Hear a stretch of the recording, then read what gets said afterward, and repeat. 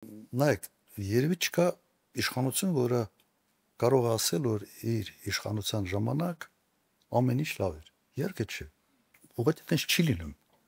Հատկապես երբ որ ինչ որ մի քանի տարի անցնում է, հետադարձ հայացքով, sense մի քիչ մարդ այլ կերպ է նայում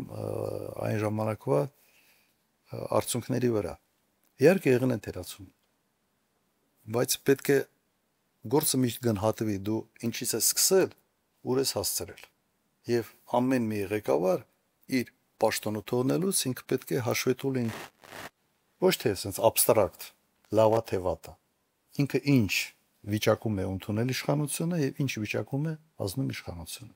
Նույնը վերաբերում է կրթական համակարգին։ Տվյալ դեպքում նախարարը ինչ վիճակում է ընդունել համակարգը եւ ինչ վիճակում է ազնել։ Ես կարող եմ ասել, որ կրթության հիմնական բարեփոխումները արվել են այդ ժամանակ, երբ որ այդ Բոլոնյան բաները մենք է օրենսդրության փոփոխություն եւ իրականացում, օրինակ դպրոցների կառավարման մոդելը։ Իմ ժամանակ ենք մտցրել այդ կառավարման մոդելի, ծնողների խորհուրդ եւ այլ, փորձել ենք կապը ստեղծել դպրոց, ծնողներ, մենք ըստ էության քիչ բան ենք հորինել։ Հիմնականում այն մոդելները կայացած երկրներում հաջողված մոդելները համաշխարհային բանկից այդ ռևյունները իրենց վերցնում էինք եւ փորձում էինք կիրառել, այդ երկրների հետ կապվում էինք, այդ երկրներից փորձագետներ էին գալիս մեր մոտ, օգնում էին օրենսդրությունը բարեկարգել եւ հետո իրականացնել։ Այդ ճանապարհին բազմաթիվ խնդիրներ կային, բայց կարևորը հիմա գնահատենք, ուղղությունը ճիշտ ենք վերցրել թե չէ։ Իմ տպավորությամբ ուղղությունը ճիշտ ենք վերցրել։ Թերություններ կային, այո, կրթության մեջ իմ համար մի քիչ լավլի հեշտ էր անել, ես ինքս որ կուսակցական չէի։ Ես հետևում էի, որ օրինակ դպրոցի կուսակցականացումը չլինի, որովհետև միշտ այդ ձգտումը կա։ Դպրոցը մի ժամանակ օրինակ հատկապես գյուղական վայրերում դպրոցի տնօրենը այդ գյուղում լուրջ դեմք էր, որի ազդեցությունը տրամադրությունների վրա մեծ էր։ Հիմա ինչ ենք ասում, ձեր սերունդը լավ գիտի, ինֆլուենսեր, չէ՞, ասում եք sense բաներով։ Այն ժամանակ այդ գյուղի մակարդակով դպրոցի տնօրենը լուրջ ինֆլուենսեր է։ Սոցցանցեր հալա չկային, այդ ինստագրամներ եւ այլ, որ լավ սիրուն նկարվես բան անես, բայց դպրոցի տնօրեն, եթե մինտեղ փոքր քաղաքում հիվանդանոց կար, այդ բանը գլխավոր բժիշկ այդ հիվանդանոցի, ու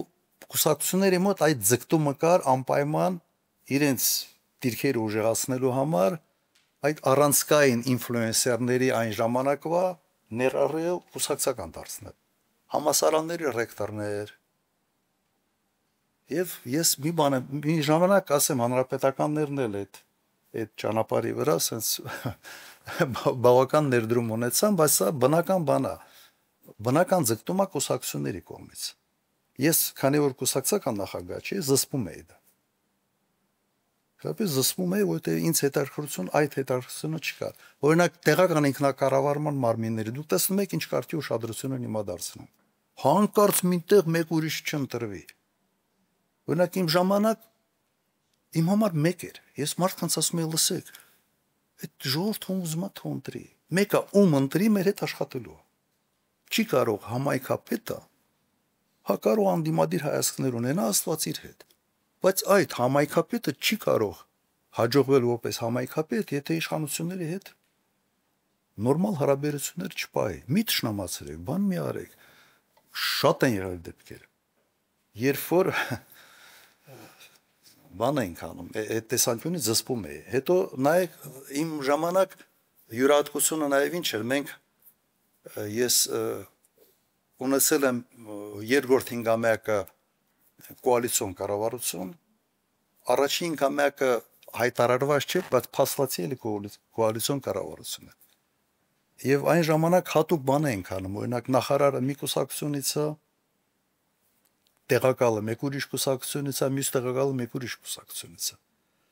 Արդեն այդ մոդելի մեջ չի կարող նախարարը եւ քաղաքծառայության օրենքն են ընդունել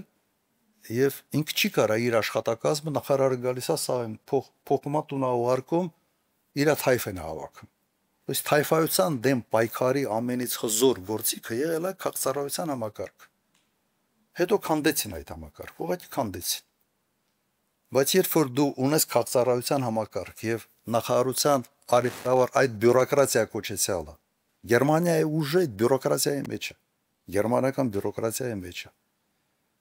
Հիմա ես փորձել եմ այդ բյուրոկրատիան ստեղծել, որը չպիտի լինի կուսակցականացված, կարող են կուսակցության անդամ լինել, բայց ինքը պաշտպանված է օրենքով։ Այդ բյուրոկրատիան, որ ստեղծում ես, նախարարը մի կուսակցության անդամը, տեղակալը մեկ ուրիշ, չեն կարա այդ նախարարությունը թայֆա սարքեն։ Չի լինի։ Եվ սա իմ կառավարման ժամանակվա այդ ամենից երևի հաջողությունները ամենից մեծ գրավականներից մեկը դա էր։ Եվ այդ խորհրդի ղեկավարը, քաղաքացիական խորհրդի ղեկավարը, ուղղակի հաջող մարդ էր, ինքը պրինցիպալ պահում էր։ Մենք այն ժամանակ դա ձևավորեցինք, հետո կանդվեց։ Համակարգը այսօր կարելի ասել գոյություն չունի։